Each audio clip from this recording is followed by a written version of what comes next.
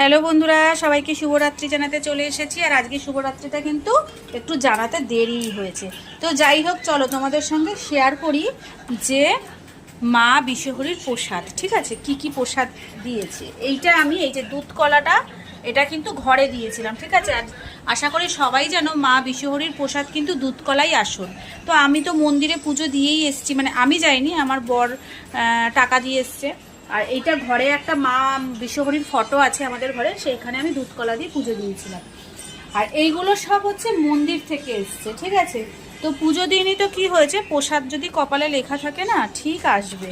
তো এই দেখো, এখানে খিচুড়ি, এই যে এটা হচ্ছে পায়েস, এটা খিচুড়ি। আর এইটা হচ্ছে ভোগের খিচুড়ি, এখান থেকে ননদকেও দেওয়া হয়েছে একটু। আর এইখানে হচ্ছে আর এক বাটি তরকারি, আর এইখানে হচ্ছে আর এক বাটি তরকারি, মানে দু বাটি খিচুড়ি, দু বাটি তরকারি, আর